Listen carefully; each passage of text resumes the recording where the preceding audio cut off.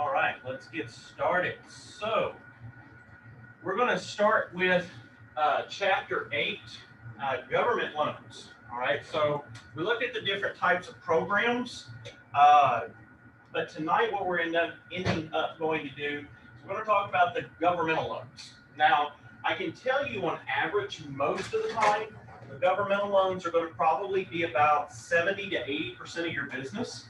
Uh, Reason why most people that are purchasing a home is going to primarily be more focused on the individuals that are what's the word? They're first-time home buyers.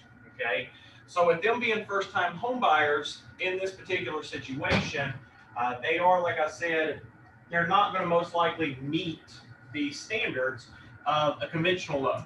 Okay, so remember, conventional loans are going to be loans that are going to end up basically being the bank giving the money to you. Okay, versus with the governmental loans, these are ending up, they're going to be FHA, VA, USDA, things to that nature, okay?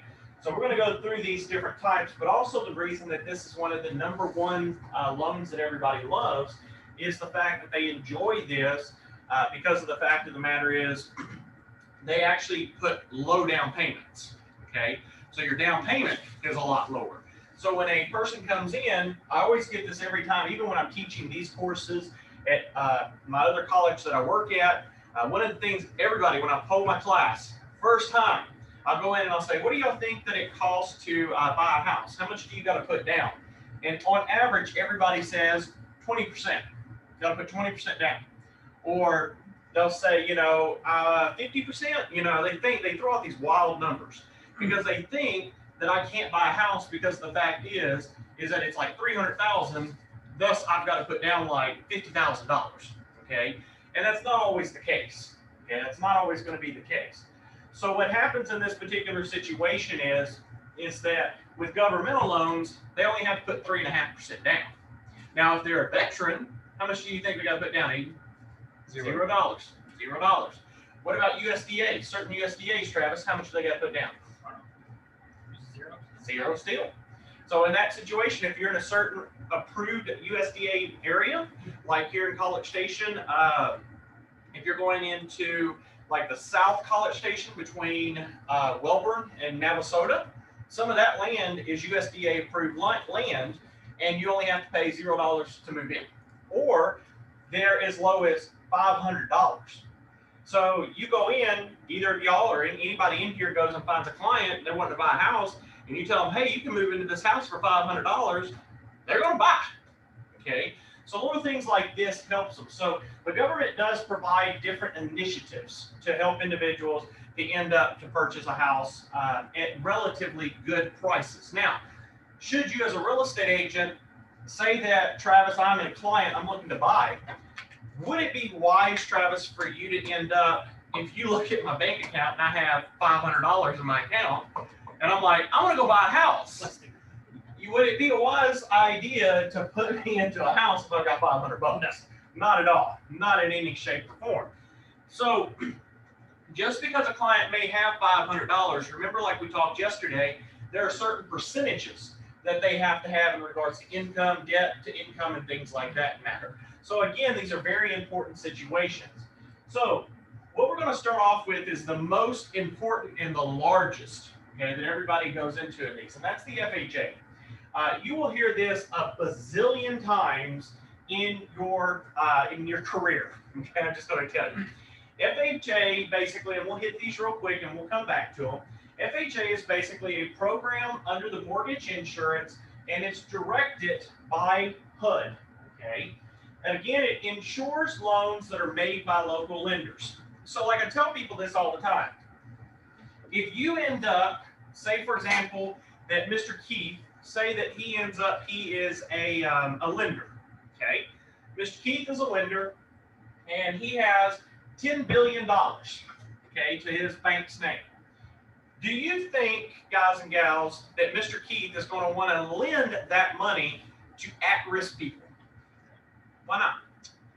Because they don't have a high chance of paying it back. They don't have a high chance of paying it back. It's very low, okay? So in that situation is he doesn't want to take a chance of putting his money at risk. Okay?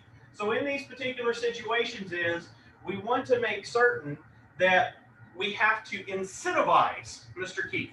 So to incentivize Mr. Keith, what would be a good way of doing it? Well, one of the best ways is what number 2 says. It insures the loans. So say, for example, that Mr. Travis, you're the United States government, and you walk up to Mr. Keith and you say, Mr. Keith, I got a deal for you, sir. I'm going to go over here, sir, and I'm going to go in, and you know what I'm going to do? I'm going to ensure that if Mr. Aiden does not pay you back, I'll pay you the remainder. Whatever's left, take care of it. Do you think Mr. Keith is going to be more likely to now lend that money to Aiden? Oh, yeah, of course. Because does he have any risk in it? No, very little. Okay. So in that situation is in an FHA loan, there is very, very little risk for Keith. Okay. So that's what happened is back in the day when the economy was tanking, what ended up happening was lenders just said, hoard my money. Hoard my money. Okay. I'm going to keep it all to myself. Well, if you hoard your money, how is the economy going to be stimulated if Aiden or Travis or Stanton or myself can't buy a house? It's not. Okay. That's where you run into the rich get richer because they're hoarding all the cash. And guess what? The economy eventually, like I tell people this all the time is, people want to get as much money as they can. But here's the thing, is it's just like back in the 1930s. If you go into a depression, that dollar can be worth what? If all the money's held by, say, a very few people, what's the majority going to do then? They're just going to create a new type of money. That's why Bitcoin came out, okay? Because the rich had all the dollars, so they said, well, let's just start a brand new thing. Let's just start from scratch. So what happens here is this incentivizes people to do what? To go over into these situations and to buy, okay, and to lend, okay? Now, the requirements, however, is number one, the application. We've got to make certain that the application process is done correctly, okay? We've got to review that application with a fine-tooth comb, okay? Unfortunately, people like Aiden here lie a lot. Oh, come on, Aiden. So on his application, he may put down that I make $15,000 a month right now as a college student. Okay? And you ask him, where does he work at? Myself. I work for myself. I make $15,000 a month. Dang, what do you do, Aiden? None of your business. Okay? In that situation is, you are going to end up, they have to review those applications very strictly. Okay? We got to make certain that you have proof. Mr. Grossman and I are currently working on an applicant for a person on a lease, and the individual put down that he's making X amount of dollars a year. Well, okay, that's wonderful. That's your word. Now I need proof. So I had to have him send me proof that what he said actually was what it was. Well, he did send me proof. Well, the next thing is okay, I've got that checked off, but now I need to see how you were in regards to residing. Were you a good tenant? Okay. Did you take care? Did you pay your bills? All those things. That's where it draws into a bad situation. Because when a person has a self-income employment, it's very difficult to justify how much money they're making. And again, does it mean that everybody's like that? No. Normally with self-employed people, why do you think most people are self-employed? What do you think the reason is, Travis? Why do most people prefer self-employment over a W-2? Time freedom. Freedom, but also, what can you do with it on taxes? You can do, it starts with the D word. You remember what it's called? You can take deductions. Yeah, I was going to say write-offs. Oh, that's same thing. Same thing. Deductions or write-offs. And so what happens is if Mr. Travis, you worked a job, a W-2, and you made $100,000 a year, you're going to have to pay taxes to the government. Okay? But if you're a real estate agent and you make $100,000, how much you got to pay to the government? Depends, right? You may end up, say, a W-2, say you may have to pay $20,000 in. Okay? But over as a 1099, a real estate agent, you have expenses. You are your business. So if you're your business, you might have spent $30,000 in repair or in advertising costs and all this other stuff. So you may not have to pay a dime into the government. Okay. But here's the key thing here. This is what I try to tell people. Is in this particular situation is you have to be very careful, because does it ultimately mean just because Travis has not paid anything into the government that Travis has no money? No, it doesn't. Travis might have ended up paying $30,000, but he saved the rest of it and it's sitting in a bank account somewhere. Okay.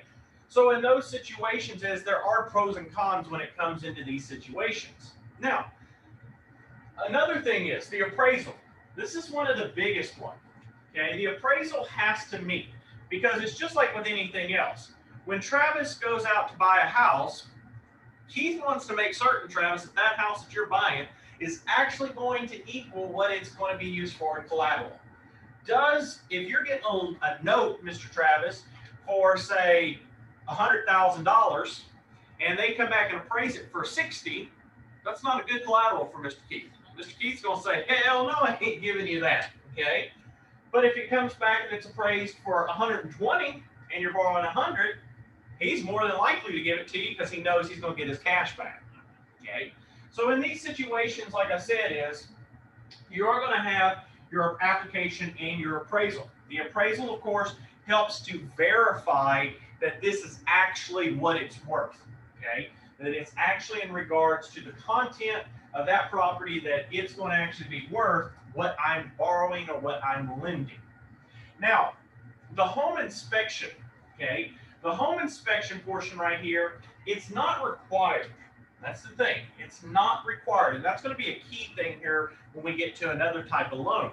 So on an FHA, home inspections, not required. It's recommended, but not required. But I want to tell you a little practice tip on the side. If, for example, say that Miss Leela has a client that goes out and they inspect the property, do you think in any shape or form that Miss Leela should turn that inspection report over to the lender? Do you think that's a wise idea? What do you say? Aiden? No? Travis? No? Why do y'all say no? I say no as well. Why do you say no? It's because of the fact that it could cause problems for the client to get the loan approved. That's correct. It could end up in that situation if the lender gets a hold to the inspection report. What ends up happening?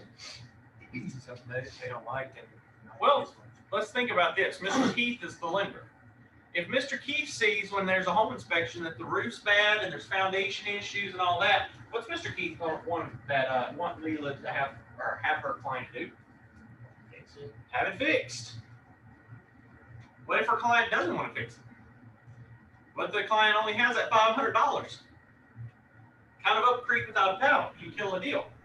So Then the it's, client, go ahead. I'm sorry, then the client is going to have to maybe come down on the price of the property or find a lower house or something to purchase. Okay, that's true. But what if the client cannot end up, I know you said look at another house, but what if clients can't afford them? Then they're going to have to reevaluate. Correct. They have to come back in and they have to look at these. So there's a lot of things in this situation, guys and gals, that you have to end up when they do home inspections. The best recommendation, if you have a home inspection and you're using an FHA or you're using a conventional loan, do not ever give them the home inspection. Ever. Okay? I have had lenders before. That have gone over and had called and be like, hey, Travis, how you doing, man? We'll say I'm Jake here, okay? Hey, man, how's things going? You doing good, bro? Yeah, I'm doing good. Hey, man, that's great. So how'd that home inspection go? Well, You got your corner already, didn't I? See, your thing is when he calls and he asks you, you just have to say, you know what, I haven't got that report back yet. Oh, okay. Well, can you send me a copy when you get it? I'd have to talk to my client and I'll get back to you. Okay? You gotta kind of delay it because a lender truthfully cannot require you to give a home inspection to them. They're gonna ask about it, but they can't force you to do it. And when the lenders call me, sometimes they'll say, Aiden calls me, he's a lender, he calls me and says, hey man, what's up, Justin? Doing good, doing good. How you doing, Aiden? No, I'm doing good. So did y'all get that home inspection done? Yeah, we did. All right, well, can you send me a copy? Nope. What? Justin, come on, man. Nope. But nope. We can do this all day. We back and forth. We do this all day, but my answer's still going to say no. So you can keep asking a million ways. The answer's still no. Okay. So the thing is that in this industry, you have to be a hammer. Okay. Your job is to your client, not to who? To yourself. So you have to look out for their benefit. And sometimes, yeah, it may put you in a situation where you're uncomfortable. Okay, I get in that a lot, especially as being a broker. I get in a situation where I'm put in a corner, but I have to deal with it too. Okay. So mortgage insurance, that's another important one. Mortgage insurance is extremely key. They're going to require, now this is the difference between PMI, this up here under FHA, if you want to write a note to yourself, PMI is what you see on a conventional note, conventional loan. MIP is what's on an FHA. Now people always ask me, well, what's the difference? You don't know the difference? PMI, that's private mortgage insurance, that goes with the conventional loan. MIP, FHA. Okay, it's an FHA loan, that ends up in that situation, it's going to go to this type of loan. Now, the difference, PMI falls off at what percentage? 20%. When's MIP fall off, Travis? What do you think? Right there. Say never. No, but yeah. It never falls off. PMI falls off at 20%. MIP stays with the loan the entirety of the loan. See the difference there? Okay. Now, there is what's called a Title I FHA loan, and that's for alterations, repairs, and site improvements. Okay. And in some situations can be dealt with in some manufactured homes. But I want to tell you something. I get clients that send me this all the time. They find a manufactured home online, and they're like, Justin, I found this beautiful home. It's a manufactured home, and I'm like, what? Number one, why are you buying a manufactured home? Number two, do you know how difficult it is to get an FHA loan on a manufactured home? It's extremely, extremely difficult. Okay. First off, I remember one of my earlier deals in my career. Okay. The client ended up with buying land that had a mobile home on it. Had 28 acres, a lot of land, 28 acres, had a mobile home on it. And I'm like, that's not bad. 28 acres, mobile home. We had a good deal on it. Lender was like, yeah, we got this approved. Everything's great, blah, blah, blah. We got you an FHA. I was still too young and dumb. I was still a newer agent. And nobody called it. My broker didn't catch it. None of the assistants that we had, nobody called it.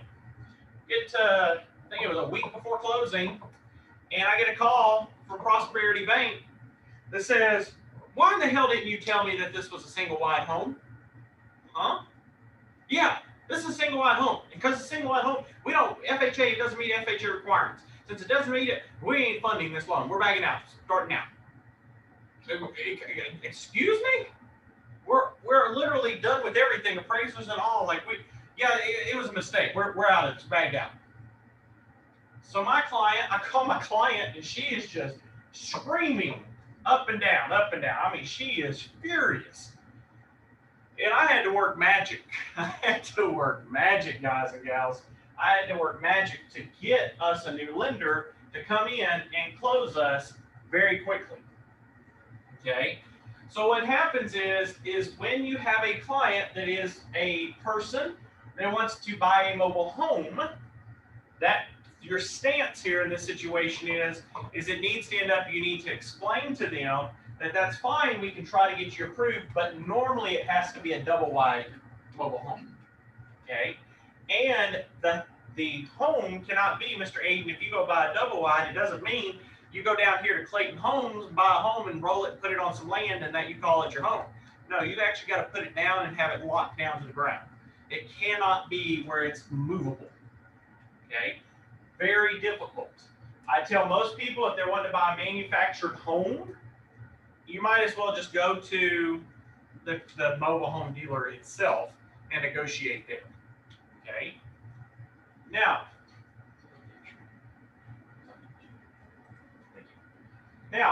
these are the different types. So right back here, we talked about Title I. Title I loans are dealing with alterations, repairs, and site improvements. Okay? Title II is what's your most commonly used programs. Okay? And the most common is going to be what, Mr. Aiden? What's the most common up here? What's the number? 15. Nope. Nope. Need some glasses, sir? Yeah. 203. 203B. Okay? 203B is going to be your Title II loan that's going to be used for a 1 to 4 family. Now you're going to be like, why do I need to know this? Well, when you're filling out your third-party financing addendum, you got to know every one of those. Because it'll say FHA section blah. And you get to fill in those. Okay? Now, 99.99% of the time, it's going to be a 203B. Okay? Majority of the time. But you may end up in some situations, your client may be approved for a 203K. And a 203K is basically a rehabilitation loan. Okay? So what happens is you get clients, say Mr. Travis, that you get a client that calls you and says, hey, Mr. Travis, I found a house out in Waller that I want to buy, and it needs a lot of improvements. So I want to kind of basically buy it, but I need to get the lender to give me some cash so I can also flip it. Well, right now, you've probably been like, I don't know, right? Yeah, Jake help, right? Well, in this situation is now you can know that a Section 203K is what you would use. You can actually go in, if a house needs to be flipped, like those two clients, I can't remember their names off the top of my head, but the two ladies that we ended up showing, they were wanting to go in and do some repairs and all. A 203K would have been what they would have used. Because a 203K, now the only difference is they were in such a higher tax bracket that they probably were outside of the maximum for this. Okay, but in some situations, yes, you can use a 203K, and it basically allows you the money to purchase the house and then additional funds to flip the house. Okay, and that's a 203K. Now, a 251 is a 1-year ARM, and what that is you're basically paying most of the time interest only. It's basically utilized for flip, but I'm going to tell you, you need to have an experienced real estate, or not real estate, a lender that knows what they're doing if they're going to do a 1-year loan ARM. Okay, because there can be some major issues there. Again, a lot of times with FHA, they have a lot of these little incentives down here. Yeah, that's what this bottom part talking about, specials. This is kind of like those little discounts, okay, when you buy stuff. So they do have energy efficient mortgages.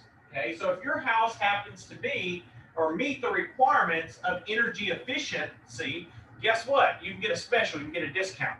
Okay, they do, the lenders do say, Aiden, that your house is outdated and it needs to be more efficient. You can get an energy efficient mortgage for the sole purpose of improving your home. Okay, so you could go in, you could call the lender and say, hey, I want to do some improvements to my property, and I'm an energy efficient, I want to get an energy efficient mortgage, an EEM, and they may say, sure, most certainly, go for it. Okay, in those situations is it allows you to go in here and to do what? To fix your property up so that it's more energy efficient. Okay, also, there is the home equity conversion mortgage, an HECM. And this is that reverse mortgage that we talked about last night. Okay, not something that I recommend to you, okay, because of the fact is that this should only be utilized if you are an individual that is an elderly individual that is unable to make income or does not have income. There is, of course, like we've talked already, the Good Neighbor Next Door program. If you were law enforcement, an educator, firefighter, or an EMT, you qualify, okay? And of course, your home ownership vouchers. Y'all will be surprised at this, but there's actually programs that are out there that help individuals that are unable to get their, like, say, for example, God forbid that Mr. Eugene cannot pay his mortgage next month. There are programs that are out there. If he meets the certain requirements, he could get the government to maybe pay 1 or 2 months of his mortgage for him. It's a grant, okay? But I will tell you something, gentlemen and ladies here. This is extremely difficult because of the fact of the matter is they try to hold those funds only for those that are extremely needy. So it's not like you can get on the phone today, you know, Aiden, and call up and say, man, I need some money, government, give me some money. Okay, they're not going to do that. Okay, they're going to say, you know, we need to see. I had a client that went through it once and she got denied, and she would have been a prime candidate that would have got it, but they denied her. And she was only making minimum wage at that time. It was $7.50 an hour, and so she was making $7.50. She was working part time. She couldn't get full time, and she ended up. She had 2 kids. Like, it was just, she was doing it all herself. Okay, bare bones basically. And so I thought, well, she'd get some help to help pay for her mortgage. Nope, denied. So very difficult. While we do need to know about these programs, pretty difficult to get. They don't make it easy. Or if you want to get it, there's so many hoops you got to jump through. Good luck. Okay. Now, what are our guidelines? What are our underwriting guidelines? Excuse me, Yes. do you have to pay the money back if you do qualify for this? No, ma'am. It's a grant. Okay, just checking. Yes, ma'am. It's a grant, so you don't have to pay that back. Good question. Anybody else have questions? All right. Perfect. Now, what about the FHA underwriting guidelines? Well, this is the key thing. Like we talked last night, the maximum loan limits, they're set geographically. So if you live in Texas, it's not going to be the same as if you live in California. Why is that, Travis? What's the reason? Why would Texas be lower than California? The standard of living is a lot lower than California, and houses over here are a lot cheaper than over there. Okay, so if we were to just set it nationally across the board, okay, the maximum is $250,000. Well, there's a problem. How much house you gonna go get in California for $250,000? Probably an apartment or something somewhere. Probably in a box. A box? Yeah. Yeah. Okay. So in that situation, is it set geographically? Also, like we said earlier, it's only 3.5% you got to put down. So when I talk to my clients, I always say, I always ask my client off the top of my head, how much do you think you got to put down? Well, I got to put down at least 20. No, you don't. If you don't qualify for an FHA, 3.5. So every 100,000, you put $3,500 down. What? Yeah, you get $100,000 for $3,500. Not bad, right? Okay. Their qualifications, their income qualifications is that they use the 31 to 43 ratio. Basically what they're saying is in most situations, your income to your debt must end up being around 31% to 43%, okay, in that situation. Your mortgage insurance premiums, there's that MIP, if you want to put that there, MIP is an upfront plus annual premium paid monthly, okay? So that's that one. Now, if you want to put a note next to it, this does not go away. It does not go. Okay, it does not go away. It stays there. They also do allow certain closing costs. They will allow for certain closing costs, and those can be given from different individuals.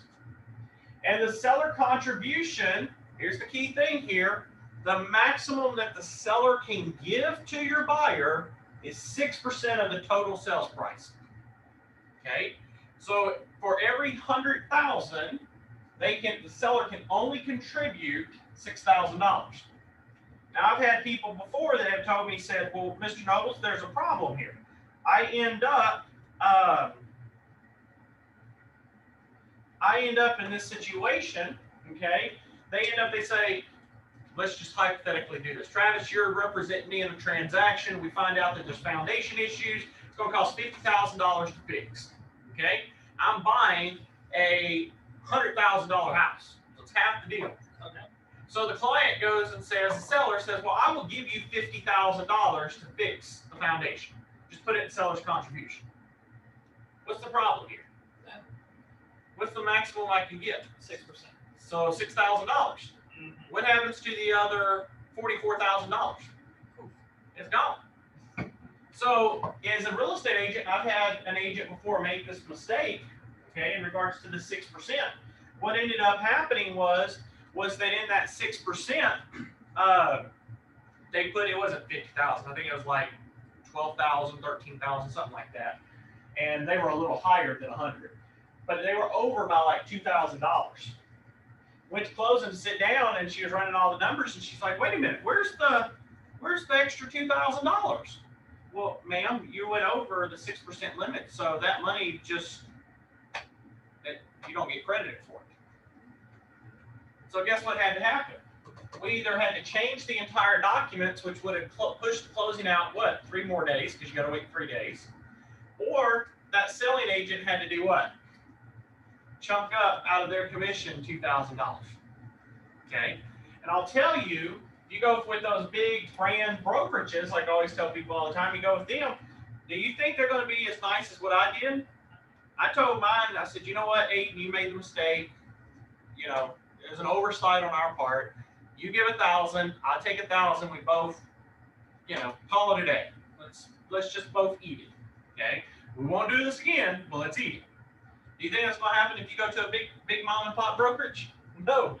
They're going to say, that's out of your part, and I'm still taking 3% of the total here, or I'm taking my percentage out of the 3. So you made no money on the whole deal. You see a problem? So in those situations is you want to be aware of these seller contributions. You need to be aware of this information. And I want to make it clear, I'm not bashing the big name brokerages by any means. I'm just saying is, there are certain brokerages in these situations that they set policies and they're in their franchise.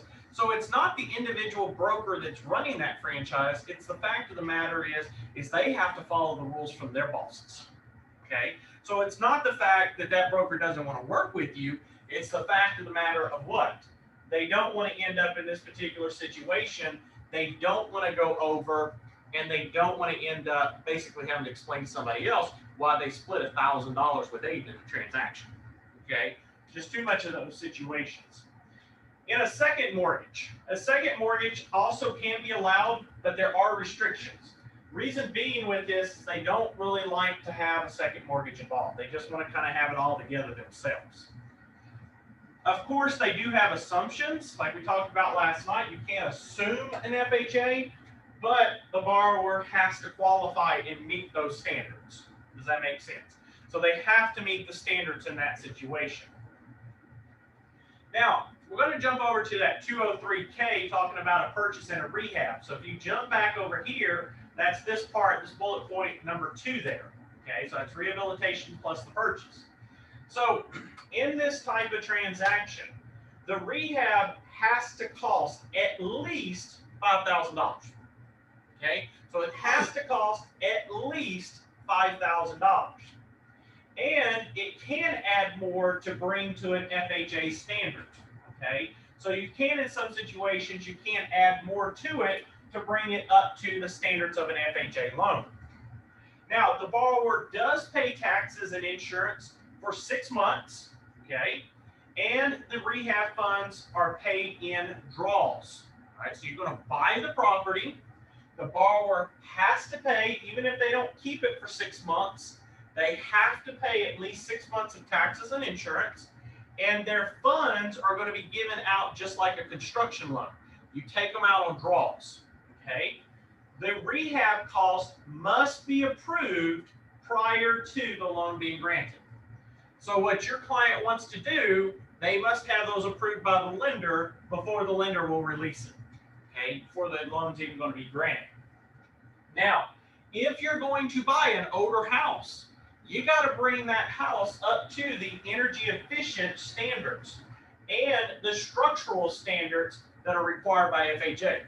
Okay, so you can't go in, say for example that Mr. Travis, he walks in and he walks along and he goes over, he's showing Aiden properties and everything, and Aiden's like, man, I want to buy that house. It's a 1960s house. I'm going to go in, I'm going to fix the AC, I'm going to fix the foundation, I'm going to put a new roof on it, I'm going to do all this stuff, and so I'm going to need about probably $250,000, okay, for repairs plus the purchase, okay? So he's like, I need to borrow about $500,000, okay? You somehow magically get it approved, okay? They give it to you. Now you got $250,000 that you think that you're going to take, and you're going to go fix up this house. But your goal is, I'm only going to put in 100 and pocket 150. Okay, it doesn't work like that. A lot of people think that's how this works. No, you actually have to show them what you're going to do in the rehab cost. You have to show them what you're going to do, and sometimes they even want bids. They want the proof that you got bids for those jobs, and you have to submit them, and you have to run all those numbers, because the goal in this is not for you to pocket. A lot of people think, they'll say this. Aiden tells you, Travis, he says, well, I'm a construction person. I'm a general contractor. I got all this myself. Okay. Well, what's Aiden thinking? I'm going to pay myself labor costs for $150,000. I'm only put in 100, and then what ends up happening? I'm going to sell the house and make a profit off of that plus my $150,000. Doesn't work like that. You cannot, on these situations, be the general contractor on a rehab loan. Okay? If you're caught doing that, you can be in a lot of legal trouble. A lot of legal trouble. Now, if you notice this last bullet, it's not available for investors. It's not available for investors. It is only available for individuals that are wanting to go in and they're wanting to fix up the property. They may want to stay in it for a certain period of time, and some people even buy it, just hold.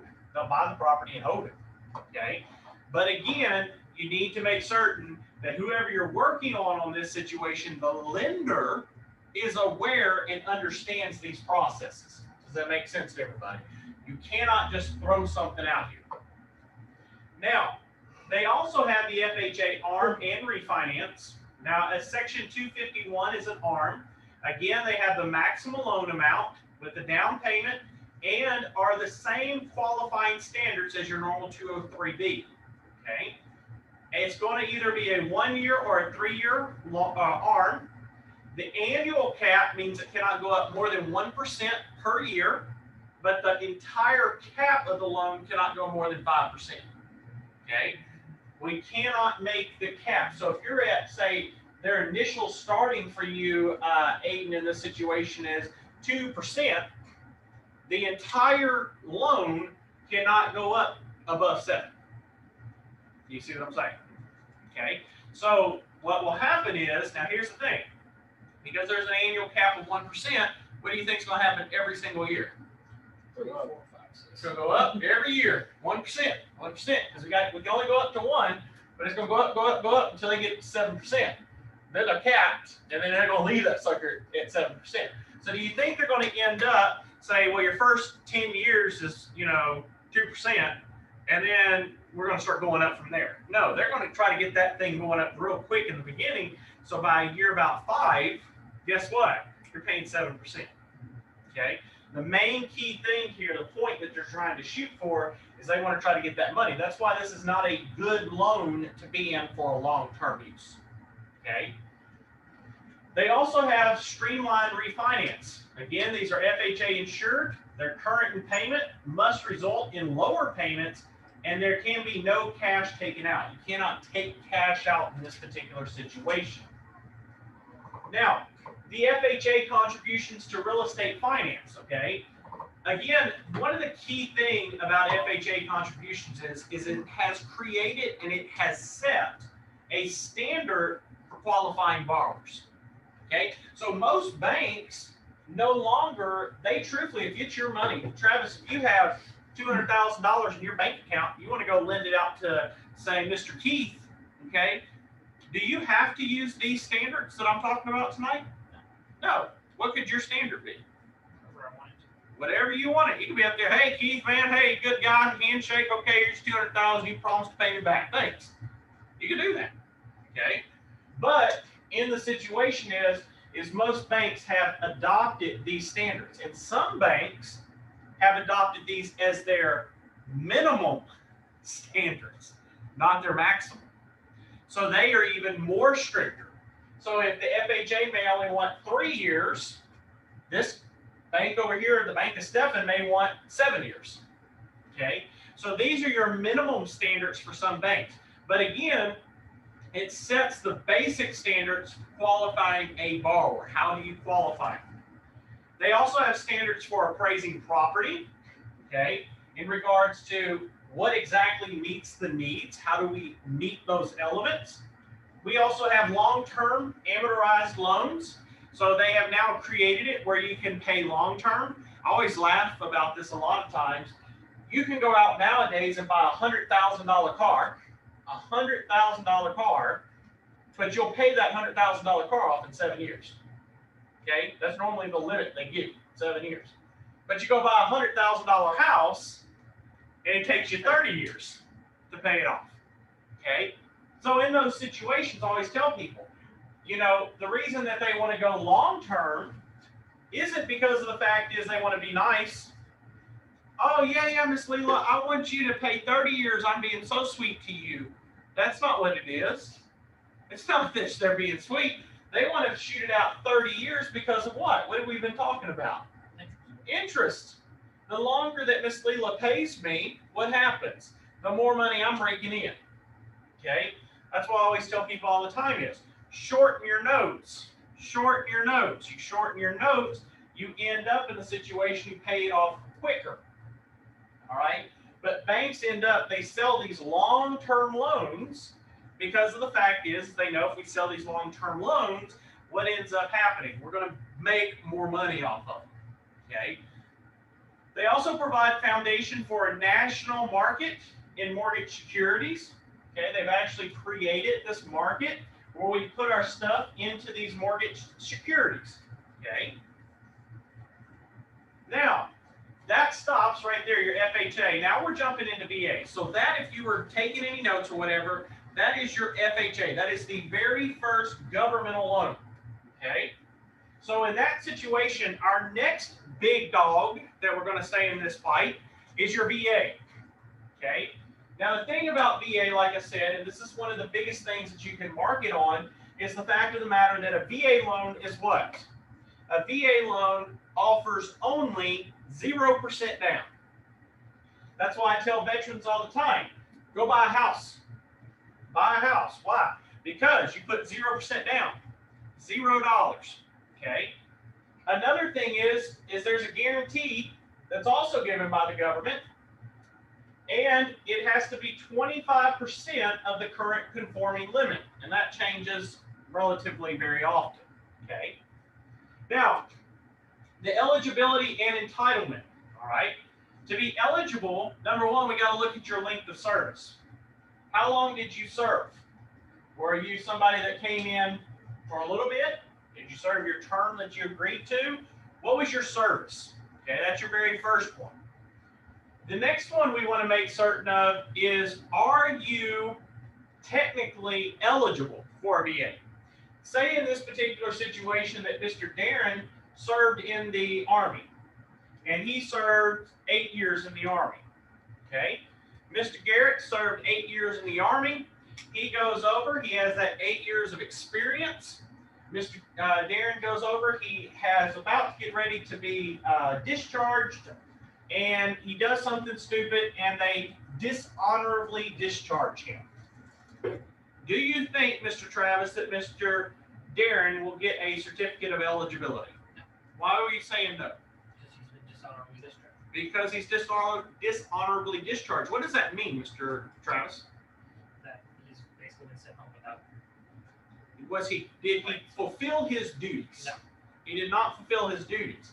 Since he did not fulfill his duties, even though he served 8 years, he's not going to be able to get a certificate of eligibility because he was dishonorably discharged. Okay, your client must be honorably discharged for them to end up getting a VA entitlement. Now, I can tell you for a fact, I have dealt with clients before, dealt with many clients before, where they ended up in a particular situation.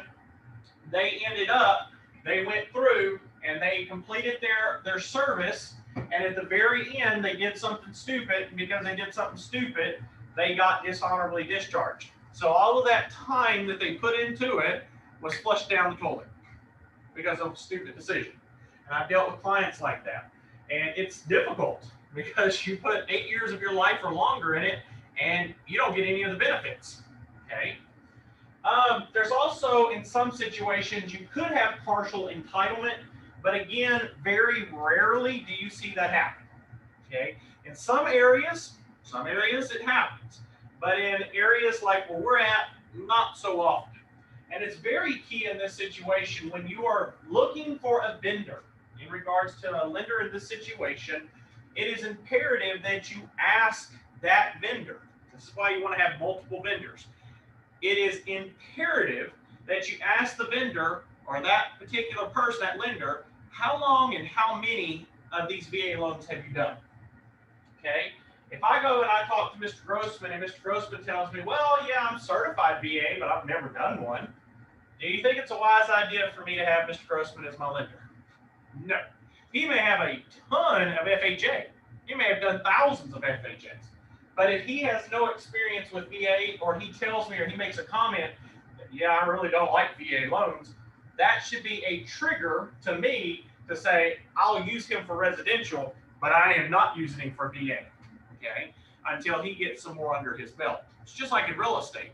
You don't want to end up in a situation that a multi-million-dollar, say a commercial person comes into you, Travis, today and says, yeah, I want to buy the largest skyscraper in Houston, okay? You would love that, Yeah. but they're going to ask you how many years experience you have in selling commercial real estate. Don't worry about it. Yeah, don't worry about it. Then that situation is they're going to want to see it. And if they don't see it, they're not going to use you, okay? So it's imperative by all means that your clients are aware and that you as real estate agents bring in people that are experienced with VA. Because I'm going to tell you something. I remember one of my, way back when I used to have, I was a team lead. I remember one of the agents on my group, she had got a guy, basically matched her client with this guy that supposedly was an expert in VAs. Okay. Went over, she was here, she heard me. She went over, the lender went over and approved him for $300,000. Okay. They got through half the process before she found out that this lender, quote unquote, never pulled the certificate of eligibility. He ran it off of this guy's word. It went on and ran the whole thing. And when they went to order the CRV, which we're about to talk about, the appraiser called the lender and said, hey, do you have a copy of the certificate of eligibility? And the guy started going through the files, couldn't find it. He's like, I swore I did it. He called over to the Veterans Administration, and the Veterans Administration said they had no recollection of him, and the person that he was doing had been dishonorably discharged, which means the entire process went to crap really quick. Okay. So in that situation it is imperative that you get a certificate of eligibility. If you do not have a certificate of eligibility, guess what? That loan's dead. Now, real estate agents, is it our requirement to get a certificate of eligibility? No. We don't have to get that. We don't. It's not our problem. But do you think it's wise that you probably check in and make sure the lender has got it? Yeah. Okay. And sometimes if my client has a copy of it, I'll ask them to send me a copy. And when I get it, I'll CC it to the lender and put it in my file. Okay. Because the fact is, is that if something happens, I got it. Okay, I can't tell you how many times. This is what I tell people all the time. Lenders, if Stefan, if you are a lender, how many transactions do you think you're working on a day? Probably 10. 10 at the least. Sometimes you're working on 50 at one time in a day. And let's think about this. If you're working on 50 different transactions in a day, okay, we've already designated that around holding a real estate agent, 5 is about the norm that one person can do. Imagine if you're doing 50, okay, and you got assistants that are helping you. Which one do you think Stefan's time is going to be on? Travis's $5 million house or Aiden's $50,000 VA loan? Why is he focusing on him? Aiden. More money. More money. So what happens in this situation? Do you think, huh? So in that situation is they're going to go after the more money. He's going to focus on that client, and sure enough, there's going to be things that are going to fall through the cracks, and yours is going to be one of them. Okay. So in that situation, it's imperative that you understand that you must get that certificate of eligibility, because if they are not eligible, guess what? Ain't worth your time. Okay. Another thing is the certificate of resale value. This is going to be the difference in regards when I talk about certificate of resale value. This is actually your appraisal. That's what this is. So we don't call it an appraisal in real estate or in VA terms. You're going to call it a certificate of reasonable value. Now, do you think that any appraiser can do a certificate of value, certificate of reasonable value? No, they have to have training. They have to have certain training. So in this particular situation is when we're dealing with certificate of reasonable value, we have to make certain that that individual is ending up that they are actually going to be able to give a reasonable value of that property. So it's an appraiser that's going to give you basically the same thing as an appraisal, but it's going to be called a certificate of reasonable value. Okay, so very important in that situation. Now, I will also tell you in regards to VA loans, they do require what's called a wood destroying insect report. Okay, and here's the best thing. Here's the best thing. Mr. Aiden, I got a question for you. Sure. Do you think, or who would you think does the home inspections for a VA loan? Who's the one that does the home inspection?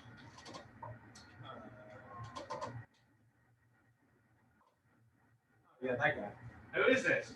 The certificate of reasonable value. Who is he though? What's his name? What do we call him? Starts with an A. I said it a couple of times. Appraiser. There you go. Only Sam. The appraiser is going to be the one that's going to do the certificate of reasonable value, but they're also going to do the WDI. That's what we call it. Wood destroyed insects report. So they're the one that's going to go around the house, not only appraise the property, but they're also going to go around and look for rot. Now here's the best part. They're going to end up, any report that's done for a WDI, if they find any wood destroying insect issues, guess what? That person has to come back out and redo the report again. So you have to send them out twice. So I always tell my people all the time with a VA loan, you're going to have to, if you're a buyer, you're going to have to pay for 2 inspections. The initial WDI and the secondary WDI. Okay, because every house always has WDI issues, period. Okay. Now, another thing that you need to be aware of is that when you're dealing with this appraiser also in the situation is going to look at your contract. Now, we talked about earlier the seller's concessions. Okay, remember we talked about seller's concessions. Now, understand with seller's concessions in these situations, what happens in these particular situations with seller's seller concessions is that previously you have 6% in a FHA. In this one, say Mr. Jacob is selling his house to you, Aiden. Okay? You're a VA, the veteran. Mr. Jacob is not a veteran. And he's selling his house to you. Okay?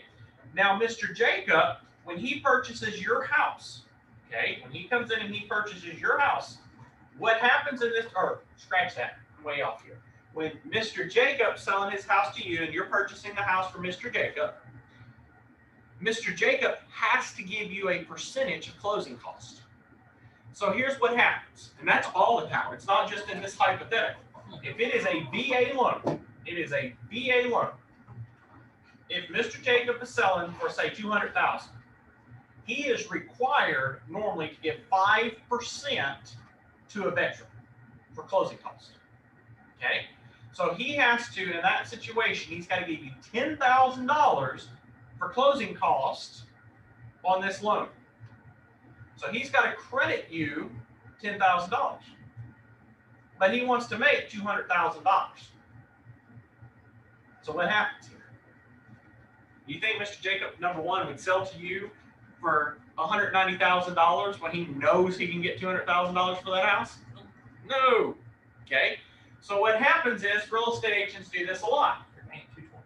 We're going to just bump the thing up to $210,000, put 10 in concessions, and you're going to buy the house for $210,000. Well, here's the problem. Here's the problem. Is this appraiser comes out to do a certificate of reasonable value, and guess what they find out? It's only worth $200,000. It's only worth $200,000. So in that particular situation, Mr. Jacob has no option but to do what?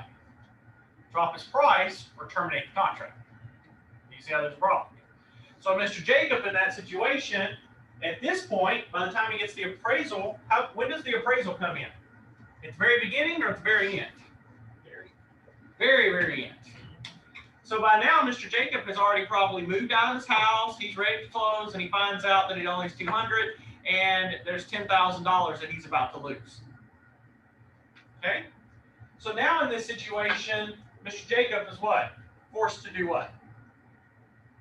Got to just accept it, because he's not going to be able to put it back on the market and wait whoever knows how long. So now he's up a creek without a paddle. Do you see why, as a real estate agent, do you see why VA loans can be not something that many people like? Okay, because of the fact of the matter is that most people, once they've been screwed once by a VA loan, they will never be screwed again.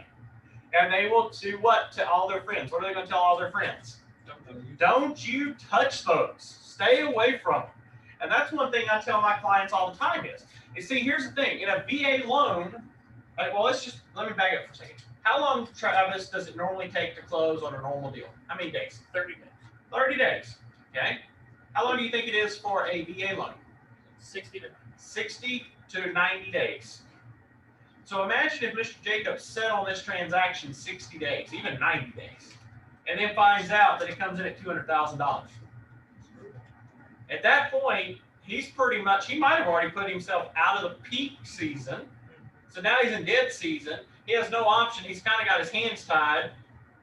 He has no option but to do what? Just take it, move on, and take a loss.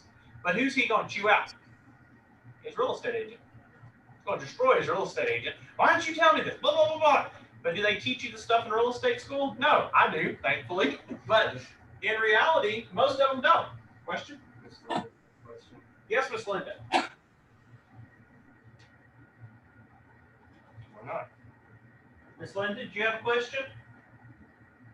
No, I'm sorry. Holly was just barking. I'm sorry. Okay. All right. So in that particular situation, like I said, with VA loans, please understand that when we're dealing with these VA loans, you've got to be aware of these different issues, because each and every one of these are going to be things that you need to be alert on. Okay. It is very key that when you talk to your client, if you get a VA offer, when I get a VA offer, my very first thing is, and I think, Travis, you got a VA offer on one, and I think I told you, be very careful with it. Be very careful, because those VA loans can come back and they can bite you in the you know what. This is the reason why. Okay? You make a mistake, it can be a big issue. Big issue. Trust me on that. Okay? You can click on the slide. Now, in regards to getting qualified, now you notice here, look at this 41%. But let's go back here for a second. Look here at this one. See the difference in regards to income qualifications? You have 3143. And then over here in this one, what do you have? You've got what? 41. So in some situations, a VA might not always be your best interest, especially if you have a lot of debt. Okay? I've had people before. They got approved for a VA and an FHA, but they ended up in this situation is they went with the FHA because of the fact was they had a higher chance of success. Okay? They ended up had a higher success of getting more funds because their debt was too high. Okay? So it's very key in this situation that you're aware of these different breakdowns. But again, it's 41% of the gross monthly income.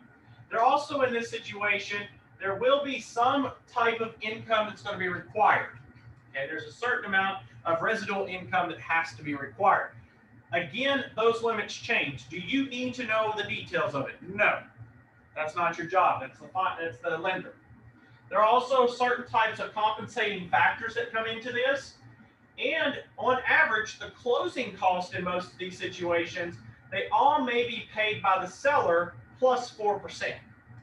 So the seller can give this individual, the seller can give the buyer, pay for all closing costs and still give 4%. Do you see how much more money?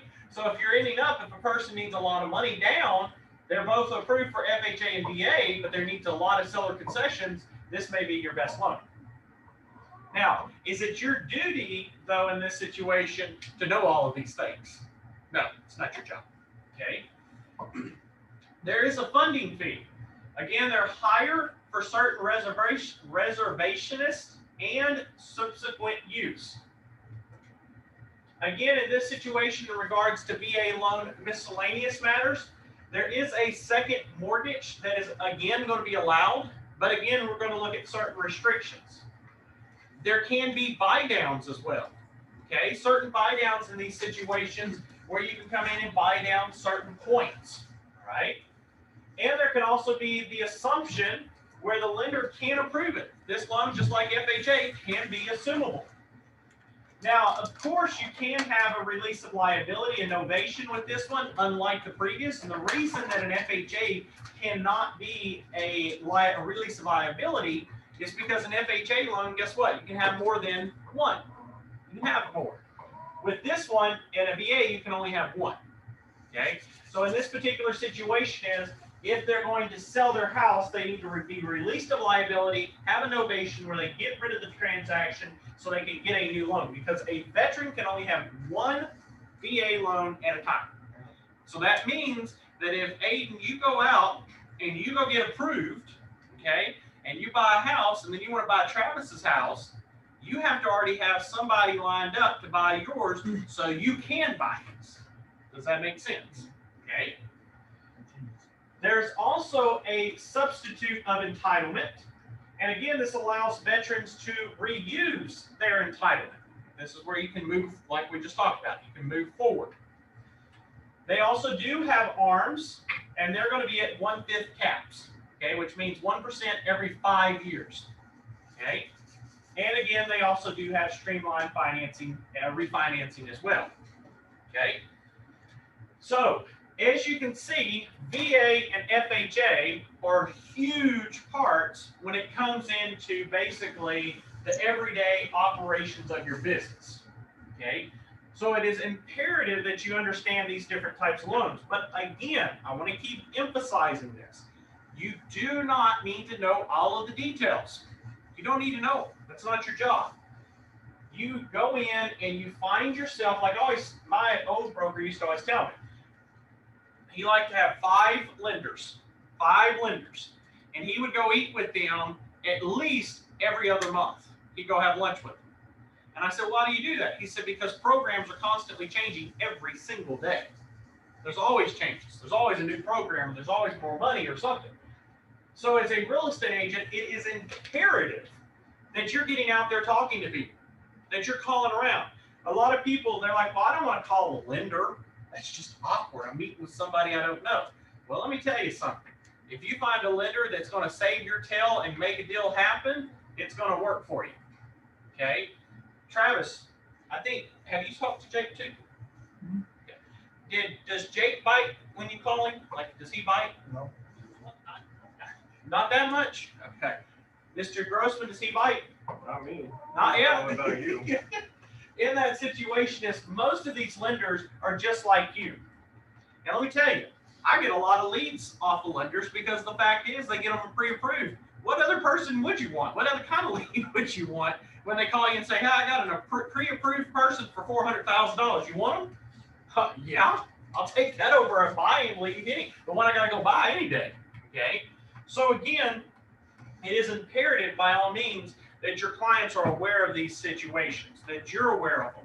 So if you want to be able to set yourself apart from everybody else, to do that, you want to go this method.